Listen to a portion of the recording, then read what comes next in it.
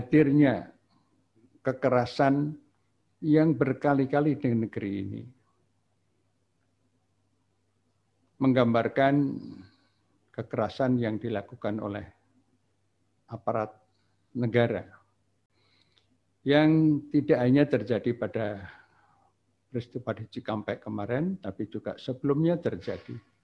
Nanti secara rinci sudah kami siapkan di dalam pointers yang akan dibacakan. Yang jelas peristiwa itu menggambarkan bahwa negeri ini semakin terancam dengan potensi-potensi keretakan yang itu tidak ada pihak yang diuntungkan sama sekali. Semua pihak pasti dirugikan dengan situasi sekarang ini. Oleh karena itulah maka kami memandang peristiwa itu sebagai peristiwa yang menjadi perhatian kita semuanya. Tentu pertama-tama pimpinan Pusat Muhammadiyah bukan saja menyesalkan, mengutuk terjadinya kekerasan tersebut. Apalagi jika itu dilakukan oleh aparat yang punya kuasa. Demikian pun juga apabila jika itu dilakukan oleh pihak-pihak lain. Oleh karena itulah maka terhadap peristiwa ini kami menghimbau, memberikan rasa keprihatinan untuk bagaimana peristiwa ini menjadi bahan koreksi yang fundamental, koreksi total untuk kesekian kalinya, terutama bagi negara. Negara yang fungsinya melindungi rakyat, karena rakyat yang berdaulat, dan itu ditegaskan di dalam bab 1 pasal 1 ayat 2 Undang-Undang Dasar 1945 kita itu. Apalah artinya rakyat berdaulat jika keselamatan jiwanya, keamanannya tidak terjamin. Pimpinan pusat selama ini juga melakukan fungsi advokasi terhadap pelanggaran-pelanggaran hukum dan hak asasi manusia yang dilakukan oleh aparat.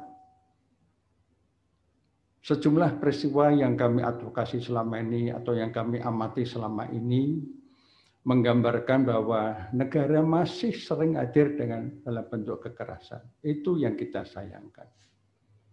Bukankah negara itu fungsi utamanya melindungi rakyat, dan negara merupakan organisasi tertinggi yang pengelolanya, pengemban amanahnya itu diamanati lewat pemilu 5 tahun sekali, dan itu sesungguhnya merupakan kepercayaan kepada negara, pada aparat negara, termasuk aparat pemerintah. Oleh karena itu, diminta dengan sangat peristiwa ini menjadi pelajaran untuk kesekian kalinya, jangan sampai kemudian terulang atau diulang lagi.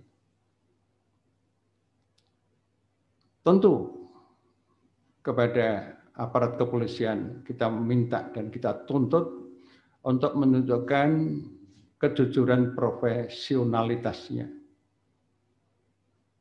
Dan kepada Presiden selaku Panglima tertinggi TNI dan Polri, juga kami mendesak terhadap peristiwa ini bukan saja diambil sikap yang minimalis atau formalistik, tetapi dibentuk satu tim, yaitu tim independen yang terdiri dari sejumlah pihak. Ada lembaga negara misalnya Komnas HAM, ada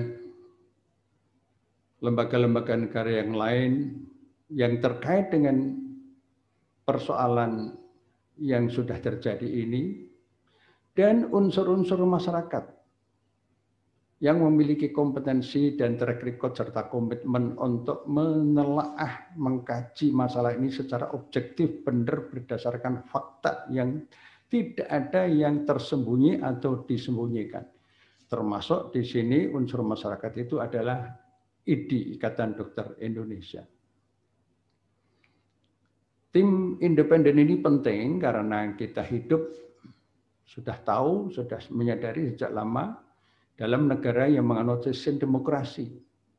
Demokrasi yang mengandung moralitas demokrasi yang dijiwai oleh Pancasila, UUD 45, dan komitmen rakyat yang begitu kuat moralitasnya, itu menuntut agar ada proses-proses yang balance, yang tidak sepihak, proses-proses yang menunjukkan keterbukaan, kejujuran, dan akuntabilitas. Oleh karena itu maka pimpinan Pusat Muhammadiyah memandang sangat mendesak dibentuknya tim independen tersebut. Yang terakhir, sebelum saya sampaikan kepada Dr. Tresno Raharjo dan yang lain-lain, hendaknya peristiwa ini satu sisi perlu diusut secara tuntas, secara bernas, terbuka.